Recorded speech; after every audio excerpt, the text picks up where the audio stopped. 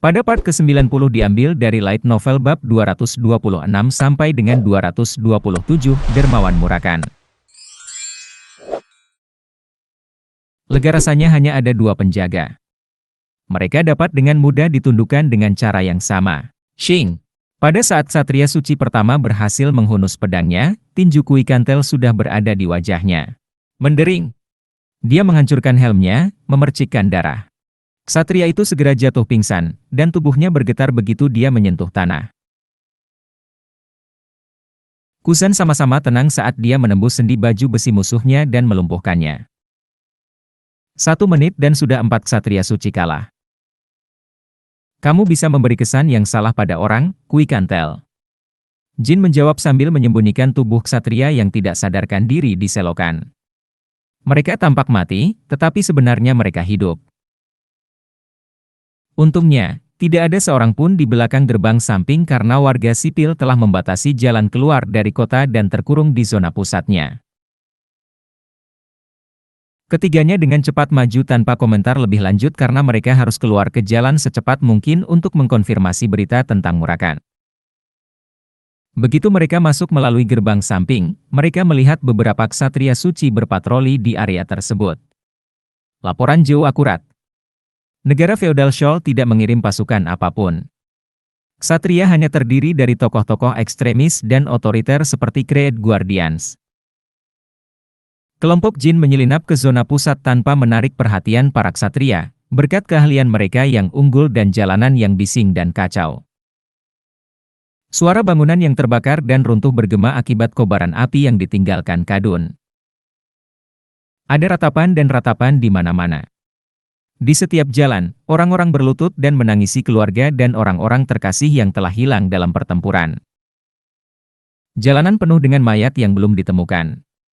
Para ksatria suci menyembunyikan ekspresi tanpa jiwa mereka di bawah helm mereka saat mereka melemparkan mayat ke gerobak. Sebagian besar dari mereka dibakar. Tidak, setiap korban meninggal karena luka bakar. Tubuh yang tak terhitung jumlahnya telah berubah menjadi abu, sehingga mustahil untuk mengidentifikasi mereka. Untuk saat ini, tidak ada jejak shadow energy dimanapun. Ini menghancurkan. Naga api, termasuk Kadun, tidak memedulikan manusia. Kecuali manusia yang dimaksud sangat terkenal, kebanyakan dari mereka menganggap manusia sebagai serangga. Kebanyakan naga sebenarnya memandang manusia sebagai makhluk yang lebih rendah, tetapi naga api melangkah lebih jauh. Tapi bisakah Murakan sama sekali tidak peduli dengan semua mayat itu? Kui Kantel melanjutkan seolah dia bisa melihat melalui pertanyaan di benak Jin. Dia bodoh, tapi aku tahu dia bukan tipe orang yang secara acak membantai manusia untuk tujuannya sendiri. Jin canggung tersenyum alih-alih menanggapi. Jumlah mayat bertambah saat mereka menjelajah lebih jauh ke kota. Dalam beberapa kesempatan, mereka melihat mayat-mayat ditumpuk dalam gundukan, di sekelilingnya para pendeta menyanyikan requiem untuk jiwa-jiwa. Setidaknya ada 5.000 orang tewas, bahkan dengan perkiraan kasar. Untuk kota seukuran Santelle, itu sama saja dengan pemusnahan, karena lebih dari setengah penduduknya tewas dalam insiden itu. Bukan hanya orang mati. Ada juga yang terluka. Meski jumlahnya lebih sedikit dari yang meninggal, yang terluka menjerit dan mengerang kesakitan. Yang disebut orang suci, penyembuh Van Kela, mengepung yang terluka dan melakukan yang terbaik untuk memulihkan kesehatan mereka. Tapi tidak semua penyembuh dikerahkan untuk perawatan. Ini adalah poin lain yang mengganggu grup. Tuan Jin, kota ini terlihat sangat aneh, bukan? Jin mengangguk. Kui Kantel mengamati para orang suci dengan sentimen serupa. Beberapa orang suci tidak melakukan prosedur penyembuhan. Sebaliknya, mereka menyampaikan khotbah. Di pinggiran dataran kota, naga api terus berperang melawan makhluk iblis. Tapi jangan takut dan jangan putus asa, kalian semua orang baik dan lemah lembut, karena para pembantu surgawi ada di sini. Makhluk iblis tercela yang telah membunuh ayah, saudara laki-laki, saudara perempuan, dan anak-anak kita akan segera musnah di tangan naga api. Mari kita berdoa. Ya Tuhan, jagalah naga apimu. Mereka berbohong tentang pertempuran yang konon terjadi di pinggiran dataran kota. Jin dan teman-temannya baru saja melewati daerah itu ketika mereka memasuki kota, dan yang mereka lihat hanyalah beberapa jurnalis dan ksatria suci yang mencegah mereka masuk. Tetapi orang-orang itu berlutut di hadapan para orang suci dan tampaknya menerima kebohongan mereka kata demi kata. Mari kita berdoa. Oh, surga! Beberapa orang begitu tersentuh oleh kebohongan para orang suci sehingga mereka akhirnya pingsan.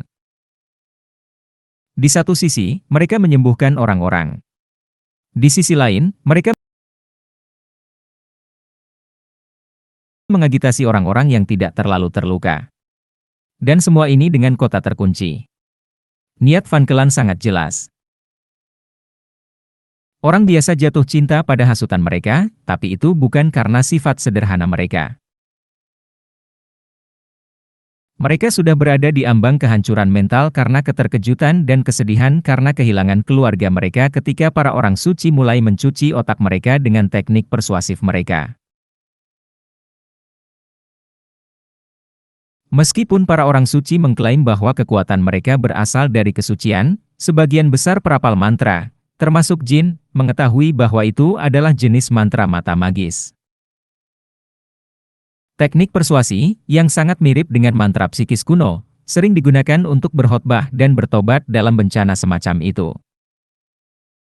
Cahaya kuning samar di mata orang suci adalah bukti bahwa teknik persuasi sedang digunakan. Baik yang mati maupun yang hidup akan dipersatukan oleh kekuatan doa. Kita tidak akan sendirian lagi. Damai sejahtera bagi mereka yang telah memenuhi panggilan mereka.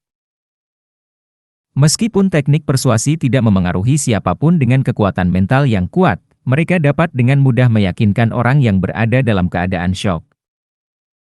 Kupikir Holy King saat ini telah melarang keras penggunaan teknik persuasi. Tapi semua orang di sini menggunakannya. Raja Suci saat ini, Miklan, bahkan telah berusaha keras untuk menyatakan semua orang suci yang menggunakan teknik persuasi sebagai pendosa. Alasannya adalah bahwa kemampuan itu bertentangan dengan ajaran dan cita-cita kerajaan suci, meskipun digunakan dalam sejarah untuk kenyamanan dan tradisi dalam jangka panjang. Mereka menghasut warga untuk menyalahkan makhluk iblis atas pembantaian Kadun. Jika makhluk itu benar-benar Murakan, sepertinya dia belum ditangkap oleh Kadun. Aku setuju, Kui Kantel. Jika ya, mereka tidak perlu menanggung kekacauan ini, kata Jin.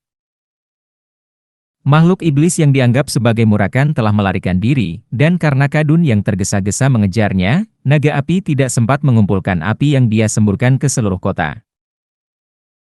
Jika Kadun telah merebut Murakan, dia akan mengumpulkan api yang menyebar ke seluruh kota dan bisa mendapatkan kejayaan bagi Ziple dengan membunuh makhluk iblis itu. Kita harus menyelidiki mengapa mereka memutuskan untuk membantu Ziple, bahkan sampai menentang perintah Holy King. Berdasarkan apa yang terungkap selama ini, Van Kela tidak bisa lagi dianggap sebagai bangsa yang netral. Mereka bahkan menggunakan teknik persuasi yang dilarang untuk membantu Ziple, yang tidak akan mungkin terjadi tanpa persetujuan tingkat negara bagian. Namun untuk saat ini, menemukan Murakan menjadi perhatian yang lebih mendesak. Mari kita cari kesempatan untuk terlibat dalam percakapan dengan penduduk setempat. Setelah kita memastikan apakah makhluk itu Murakan atau bukan, kita akan segera pergi. Menemukan kesempatan untuk berkomunikasi dengan penduduk setempat terbukti lebih menantang daripada yang mereka kira. Berbicara dengan individu manapun yang terhasut dan bertobat tidak ada gunanya, dan kemungkinan besar mereka akan melaporkan kelompok tersebut kepada orang suci untuk kegiatan yang mencurigakan. Mereka akan bergerak maju ketika seorang satria suci mendekati orang suci di dekatnya. Dia membisikkan sesuatu ke telinga orang suci itu dan buru-buru pergi. Warga Santele yang baik dan lemah lembut. Saya baru saja menerima kabar bahwa sekelompok pelaku kejahatan telah menyusup ke kota. Jadi, jika Anda melihat ada yang mencurigakan, harap segera beritahu para pembantu kami. Para ksatria suci yang berpatroli di area itu juga mengubah pergerakan mereka. Mereka hanya mencari warga yang tersesat dari kawanan utama di jalan-jalan utama, tapi sekarang mereka mulai berpatroli di lorong-lorong di antara gedung-gedung. Kelompok jin dengan cepat meninggalkan area tersebut dan mulai mencari orang untuk diajak bicara. Tapi seluruh tempat dipenuhi oleh para ksatria suci, orang suci, atau perapal mantra yang sibuk memadamkan api. Tidak mungkin menemukan satu warga negara yang jauh dari kawanan mereka. Masalah terbesar dari semuanya adalah jumlah ksatria suci di area Santele jauh melebihi perkiraan mereka. Sialan. Jalanan dipenuhi ksatria suci. Ada berapa banyak? Kalau terus begini, kita tidak akan bisa terus bersembunyi, Jin. Ini menjadi cobaan yang cukup melelahkan, meski aku sudah menduganya sejak kita menerobos gerbang samping. Samar-samar mereka bisa mendengar suara kunci ganda yang menutup setiap pintu di kota. Para ksatria suci berlarian di jalanan sambil meneriakkan sesuatu satu sama lain. Para orang suci memimpin orang-orang ke lokasi lain dan menghilang bersama mereka. Mereka di sini. Salah satu ksatria suci berteriak keras saat bertemu dengan kelompok itu saat dia berbelok di tikungan. Api merah yang ganas dan pemandangan yang ramai di sekitar kota telah membantu menyembunyikan kelompok jin dari pandangan sampai sekarang. Tapi mereka juga menumpulkan akal sehat mereka. Bahkan dengan mata pikiran, kekacauan membuat mustahil untuk secara akurat mendeteksi ratusan energi yang bergerak di sekitar mereka. Begitulah cara mereka tidak bisa mundur untuk menghindari bertabrakan dengan ksatria suci di sudut.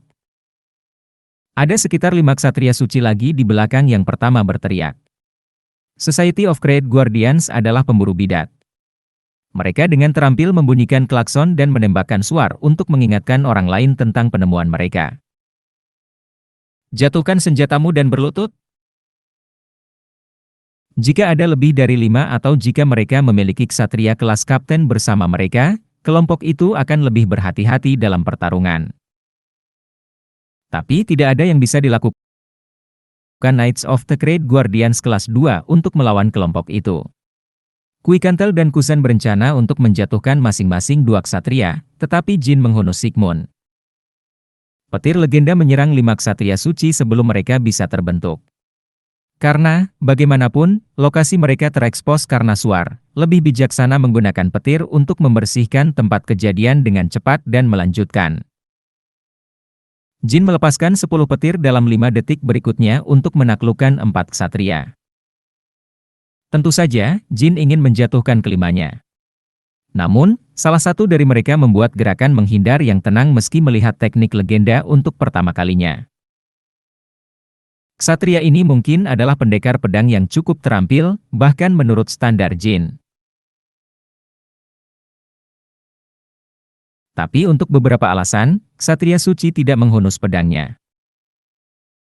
Bahkan ketika para ksatria pertama kali melihat kelompok Jin, ksatria itu adalah satu-satunya yang menahan diri untuk menyerang, tidak seperti 4 lainnya yang menghunus pedang dan berteriak sekuat tenaga. Kuikantel dan Kusan bergegas melakukan gerakan terkoordinasi melawan ksatria suci. Tunggu-tunggu. Ksatria suci mengangkat kedua tangannya menyerah.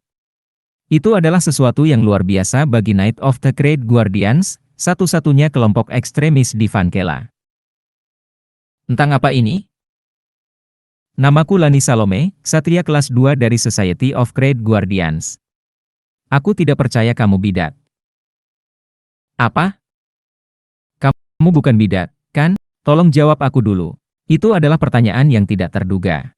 Tapi mata di bawah helm itu tulus, jadi Jin memutuskan untuk menjawab pertanyaannya. Aku tidak pernah menghunus pedangku melawan mereka yang bukan bidat. Dan dari apa yang kulihat, kamu berhubungan dengan naga hitam yang bertarung melawan naga api gila. Apakah aku salah? Mata Jin melebar. Ksatria suci bernama Lani menggunakan istilah naga hitam alih-alih menyebutnya sebagai makhluk iblis. Dan di atas itu, naga api gila. Ada permusuhan yang jelas terhadap Kadun dalam suaranya.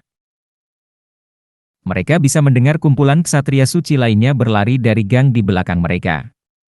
Hanya dalam hitungan detik sampai kelompok baru muncul di gang mereka. Pertama, ikuti aku. Kamu tidak akan selamat jika rekanku menangkapmu. Lelucon yang lucu. Cepat dan masuk ke sini. Lani menunjuk ke sebuah celah di gang. Itu adalah jalan yang dia dan ksatria suci lainnya gunakan untuk mengejar kelompok itu. Jin dan kelompoknya melewati Lani dan menuju ke arah yang ditunjuknya.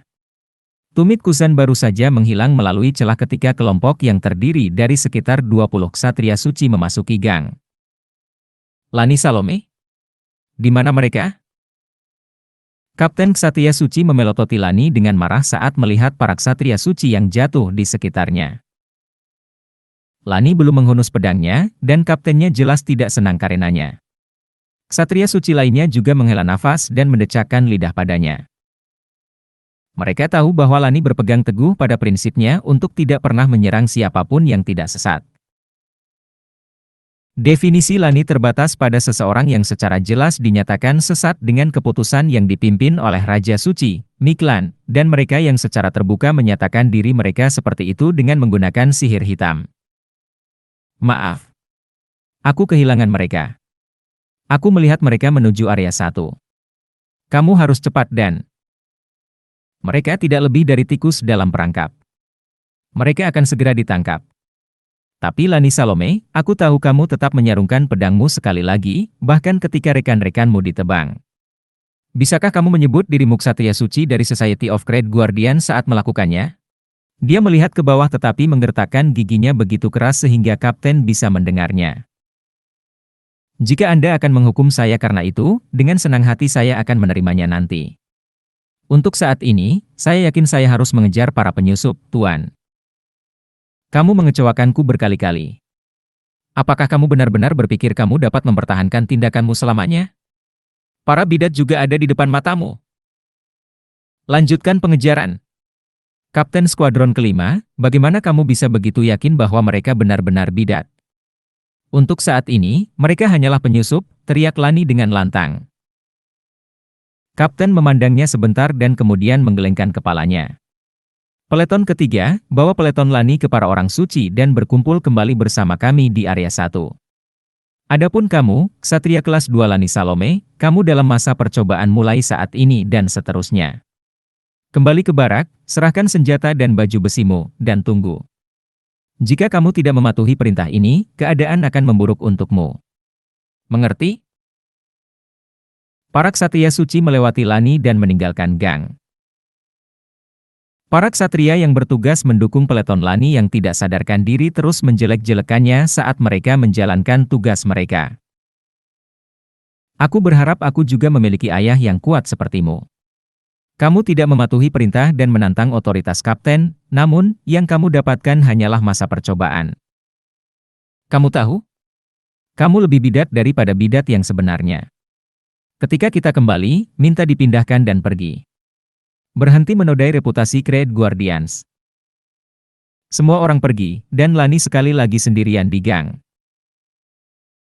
Kelompok Jin telah mendengar seluruh percakapan dari sisi pembukaan gang. Lani Salome. Nama itu terdengar familiar. Sekarang saya ingat. Dia adalah putri angkat dari Miklan, Raja Suci.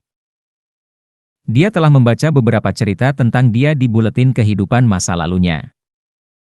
Artikel-artikel tersebut berfokus pada bagaimana dia dikritik oleh orang-orang setia kerajaan suci karena menjadi putri yang hilang yang menghabiskan hari-harinya dengan berendam dalam alkohol, meskipun dia adalah putri Raja Suci.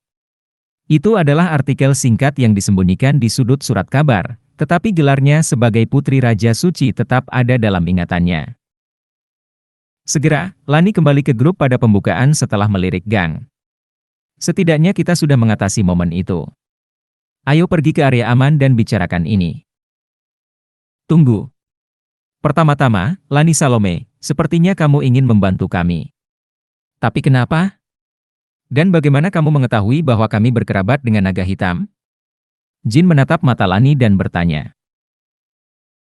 Dia tidak bisa menjawab selama beberapa detik, tetapi dia sepertinya memikirkan banyak pikiran di benaknya.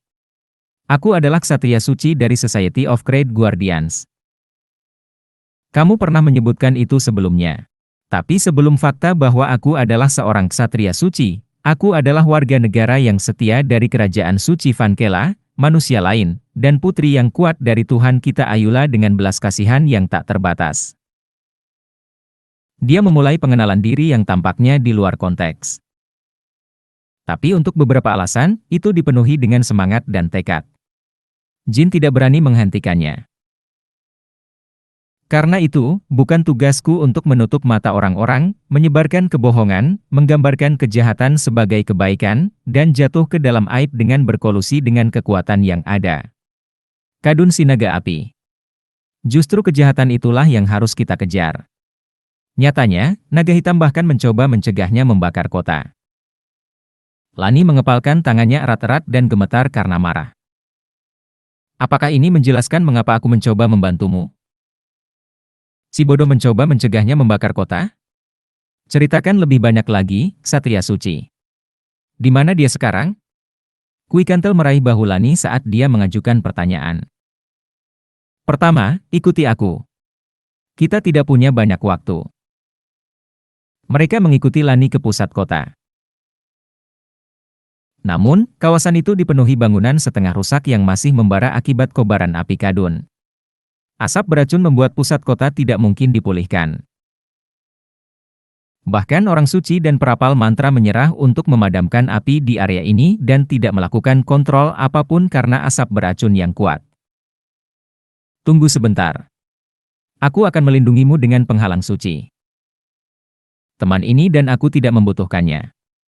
Kamu hanya perlu melakukannya untuknya, kata Jin sambil menunjuk Kui Kantel. Uap beracunnya sangat kuat. Tidak masalah. Ayo cepat dengan penghalang dan masuk. Baiklah. Lani menempatkan penghalang di atas Kui Kantel dan dirinya sendiri. Teman-temanku tidak akan memasuki area ini, setidaknya untuk 30 menit ke depan. Di mana naga hitam? Dia ada di sini. Dia tidak bisa menahan racun seperti itu dalam kondisinya saat ini. Aku melindunginya dengan kekuatan suciku, jadi jangan khawatir tentang itu. Tapi sebelum melihatnya, izinkan aku bertanya padamu. Apakah kamu Jin Runcandel? Mata Kusan dan Kui Kantel melebar saat dia tiba-tiba menyebut nama Jin. Tapi Jin mengangguk tanpa sedikit pun keterkejutan. Sepertinya dia telah berbicara denganmu tentang aku. Ya.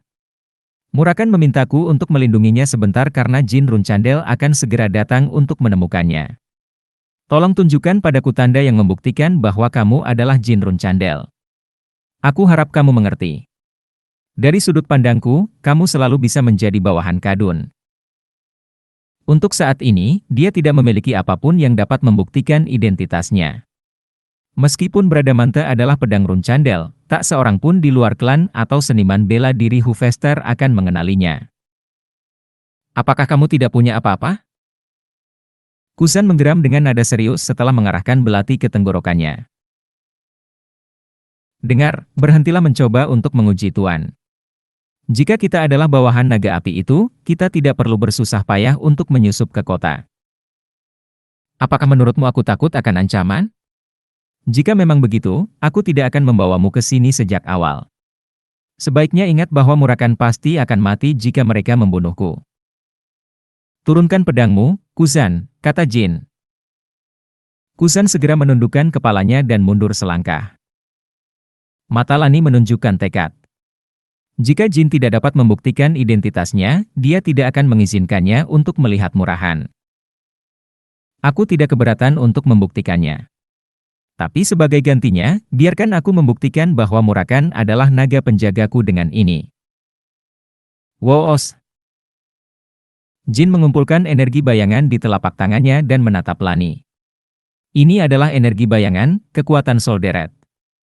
Apakah saya Jin Runcandel atau bukan, saya adalah satu-satunya kontraktor bayangan. Saya harap saya tidak memerlukan bukti lagi. Ini bukan waktunya untuk menyembunyikan identitasnya sebagai seorang kontraktor.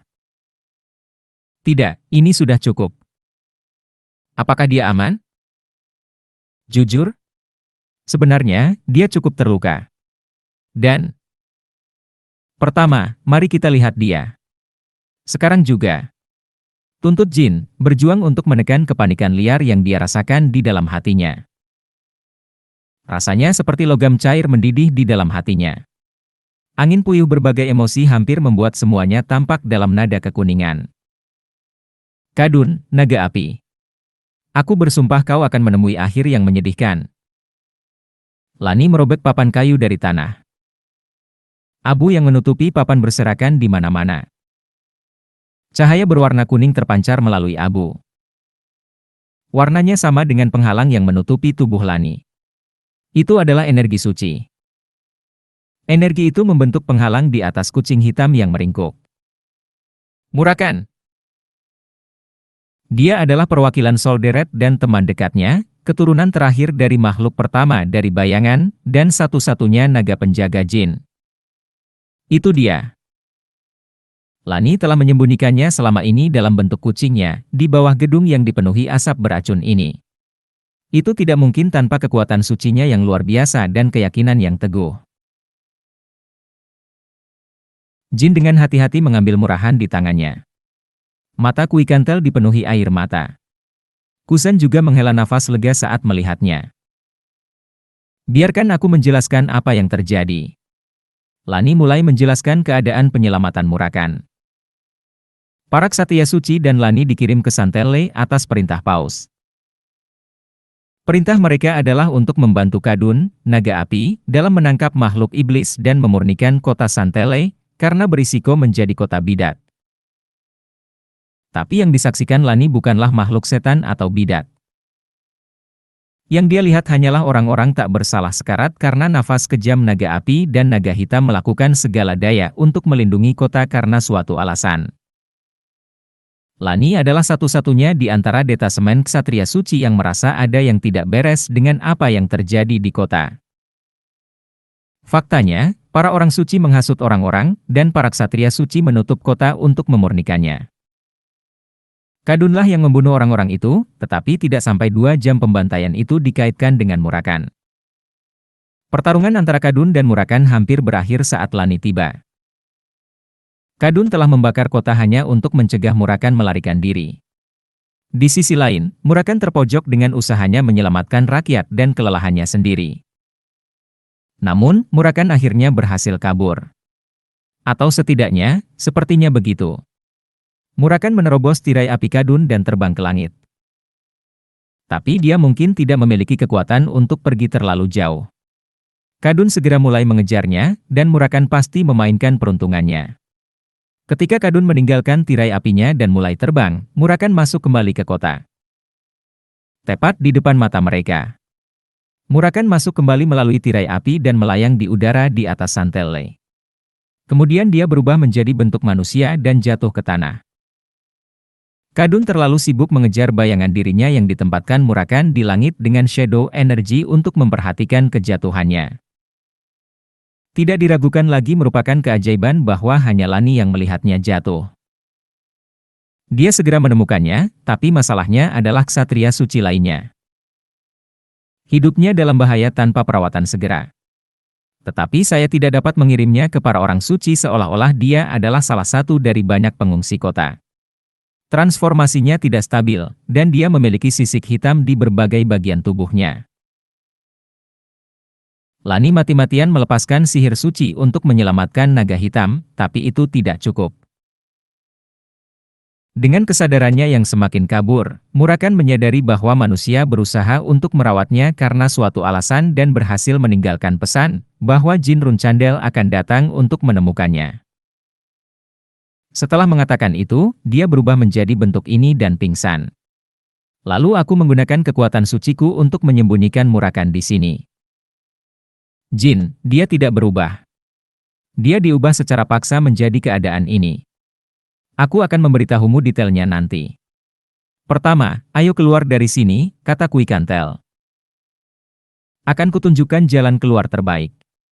Keluar lewat jalan itu, tambah Lani. Jin berkata, Lani Salome. Demi kehormatan Solderet dan klan Runcandel, aku bersumpah untuk membayar hutang ini.